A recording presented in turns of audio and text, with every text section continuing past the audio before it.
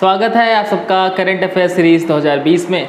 आज 21 मई 2020 के सारे न्यूज़ हम इस वीडियो में डिस्कस करेंगे। तो बढ़ते हैं अपने पहले न्यूज़ की तरफ। पहला न्यूज़ आपके सामने। 20 मई को हमने विश्व मधुमक्खी दिवस यानी कि वर्ल्ड बी डे को सेलिब्रेट किया है।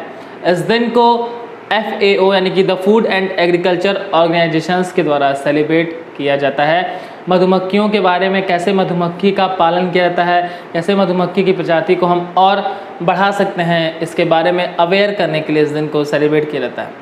इस बार की थीम रही है बी इंगेज्ड। चलिए हम चलते हैं अगले न्यूज़ की तरफ। अगला न्यूज़ आपके सामने। 20 मई को हमने वर्ल्ड मेट्रोलॉजी डे को सेलिब्रेट किया यानी कि विश्व माप विज्ञान दिवस हमने 20 मई को सेलिब्रेट किया। आप ध्यान से सुनिएगा। एक होता है वर्ल्ड मेट्रोलॉजिकल डे, वो हम 23 मार्च को मनाते हैं, जो इस बार हमने 23 मार्च 2020 को मनाया।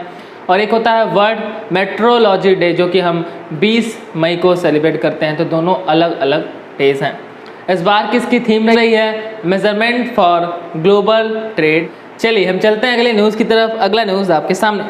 भारत ने फिलिस्तीनी शरणार्थियों के लिए UNRWA यानी कि United Nations relief and work agency को $2 मिलियन देने की घोषणा की है, ताकि कि जो फिलिस्तीन रिफ्यूजीज़ हैं वो कोरोना वायरस पेंडेमिक से निजात पा सकें। इसके लिए भारत मदद कर रहा है। मैं बात करूँ UNRWA की, तो इसका हेडक्वार्टर अम्मान में है और अम्मान जॉर्डन में इस्टेब्लिश है। चलिए हम चलते हैं अगले न्यूज़ की तरफ। अगला न्यूज़ आपके सामने। HRD मिनिस्टर रमेश पोखरियाल निशंक जी ने नेशनल टेस्ट अभ्यास ऐप को लॉन्च किया है। इस एप्लीकेशंस के थ्रू जी मेंस और नीट जैसे परीक्षाओं की तैयारी करने वाले बच्चों को मॉक टेस्ट देने की सुविधा दी जाएगी। तो ये अभी हमारे HRD मिनिस्टर ने शुरू किया है, जो कि एक बहुत ही अच्छा इनिशिएटिव है। चलिए हम चलते हैं अगले न्यूज़ की तरफ। अगला न्यूज़ आपके सामने। वाइस एडमिरल विनय बुधवार को 2019 के अलेक्जेंडर डेल रिम्पल अवार्ड से सम्मानित किया गया है। ये ऐसे अधिकारियों को दिया जाता है जो कि गंभीर से गंभीर परिस्थितियों में भी डटकर सामना करते हैं। तो ये अभी वाइस एडमिरल विनय बुधवार जी को दिया गया है। मैं बात करूं कि वर्तमान में हमारे भारतीय नौसेना के प्रमुख कौन है, तो एडमिरल करमबीर सिंह अभी भारतीय नौसेना के प्रमुख हैं। चलिए हम चलते हैं अगले न्यूज़ की तरफ। अगला न्यूज़ आपके सामने। Hope on my adventurous on boats trains and plans को प्रसिद्ध लेखक रस्किन बॉन्ड के द्वारा लॉन्च किया गया है। रस्किन बॉन्ड एक बहुत ही प्रसिद्ध भारतीय लेखक हैं, जो कि अंग्रेजी के लेखक हैं, यानी कि ये अंग्रेजी की किताबों को लिखते हैं, अंग्रेजी सब्जेक्ट्स पर आधारित चीज़ों को लिखते हैं। और ये भारतीय ऑथर हैं। ये हिमाचल प्रदेश से बिलोंग करते हैं। अभी इनके 86th बर्थ पर इन्होंने अपनी इस बुक को लॉन्च किया है। इन्होंने अपने बचपन की सारी यादों को इस किताबों में संजोया है। चलिए हम चलते हैं अगले न्यूज़ की तरफ। अगला न्यूज़ आपके सामने।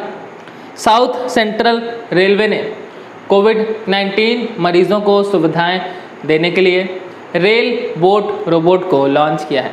ये रोबोट कोविड-19 मरीजों को दवाइयाँ पहुँचाने में मदद करेगा, अस्पताल के बाकी स्टाफ को सूचनाएं पहुँचाने में मदद करेगा और हॉस्पिटल्स की बिल्डिंग को साफ करने में भी मदद करेगा। तो ये भी साउथ सेंट्रल जोन ने किया है, जो कि एक अच्छा इनिशिएटिव है। मैं बात करूं कि साउथ सेंट्रल रेलवे का हेडक्वार्टर कहाँ है, तो साउथ सेंट्रल रेलवे का हेडक्वार्टर सिकंदराबाद में इस्टेब्लिश है। चलिए हम चलते हैं अगले न्यूज़ की तरफ। अगला न्यूज़ आपके सामने। पाकिस्तान की पहली सिख महिला पत्रकार मनमीत कौर जी को ब्रिटिश अवार्ड से सम्मानित किया गया है। मैं बात करूं पाकिस्तान की, तो यहाँ की कैपिटल है इस्लामाबाद। पाकिस्तान की करेंसी है पाकिस्तानी रुपया। पाकिस्तान के प्रेसिडेंट आरिफ अलवी जी हैं तथा पाकिस्तान के प्राइम मिनिस्टर इमरान खान हैं। चलिए हम चलते हैं अगले न्यूज़ की तरफ। अगला न्यूज़ आपके सामने। लेसोथा के PM थॉमस थाबेन ने अपने पद से इस्तीफ़ा दिया है। इनकी और इनकी वर्तमान में जो पत्नी हैं, इन दोनों लोग पर ये आरोप लगा है कि इन्होंने, यानी प्राइम मिनिस्टर ने अपनी पूर्व पत्नी का हत्या कर दिया है अपनी प्रेजेंट पत्नी के साथ मिलकर। तो जिससे वहाँ पे राजनीति में बहुत बड़ी उछाल देखने को मिली है और इसको देखते हुए उन्होंने अपने पद से इस्तीफ़ा दे दिया। मैं बात करूँ लेसोथा की, तो यहाँ की कैपिटल मासेरू है तथा करेंसी लोटी है। चलिए हम चलते हैं अगले न्यूज़ की तरफ। अगला न्यूज़ आपके सामने। लद्दाख अब कोरोना वायरस से पूरी तरीके से फ्री हो चुका है।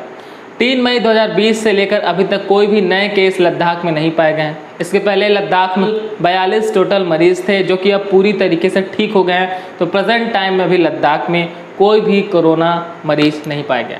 हालांकि देखा जाए तो देश का पहला जो राज्य था जो कि कोरोना वायरस से पूरी तरीके से फ्री हो गया था वो गोवा था, मगर अभी फिर से गोवा में कुछ केसेस कोरोना के देखने को मिले हैं। मैं बात करूं लद्दाख की तो यहाँ के लेफ्टिनेंट गवर्नर राधा कृष्ण माथुर जी हैं।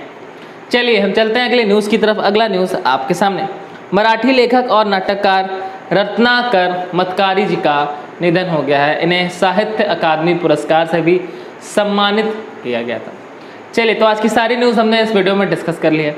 मैं जानबूझ के बहुत बड़ा वीडियोस नहीं बनाता हूँ, मैं सिर्फ ऐसा वीडियोस बनाना चाहता हूँ जिसमें आपको बहुत ज़्यादा डिटेल्स और इन्फॉर्मेशन दे दी जाए आपके एग्ज़ाम पॉइंट ऑफ व्यू से, और बेहद कम समय में आपका डेली बेसिस पे करंट्स अफेयर तैयार भी हो जाए। मैं चाहूँ तो आधे घंटे या 1 घंटे का भी वीडियो बना सकता हूँ और एक टॉपिक को बहुत गहराई में समझा भी सकता हूँ, मगर मैं ये चीज़ें जानबूझ के नहीं करता हूँ क्योंकि मुझे पता है कि आजकल के विद्यार्थियों के पास इतना समय नहीं है। आपको एग्ज़ाम क्रैक करना है, ना कि आपको विद्वान बनना है। तो इसी नज़रियों को देखते हुए मैं बहुत शॉर्ट टाइम में और बहुत ही ज़्यादा इम्पॉर्टेंट इन्फॉर्मेशंस को आपके सामने प्रेजेंट करता हूं। अगर आप लोग चाहें कि सर बहुत ज़्यादा इन्फॉर्मेशन हमें दीजिए तो भी आप मुझे कमेंट करके बता सकते हैं। मैं आधा घंटा से 1 घंटे का भी वीडियो बना दूंगा। यही 10-12 न्यूज़ आपको 1 घंटे में सुनने को भी मिल सकती हैं। वो आपके ऊपर डिपेंड करता है कि आप क्या चाहते हैं। आप इसे शॉर्ट में बेस्ट चाहते हैं या फिर लॉन्ग में आप बेस्ट चाहते हैं, वो आपके ऊपर है, मुझे ज़रूर बताइएगा। चलिए तो आज मेरा आपसे प्रश्न है कि हाल ही में तेलिया रुमाल को किस राज्य का GI टैग दिया गया है? आप सभी मुझे अपना आंसर कमेंट सेक्शन में कर सकते हैं। तो आज के लिए मैं आपसे अलविदा लेता हूँ, मिलता हूँ आपसे नेक्स्ट वीडियो में। तब तक के लिए पढ़ते रहिए, खेलते रहिए और मुस्कुराते रहिए।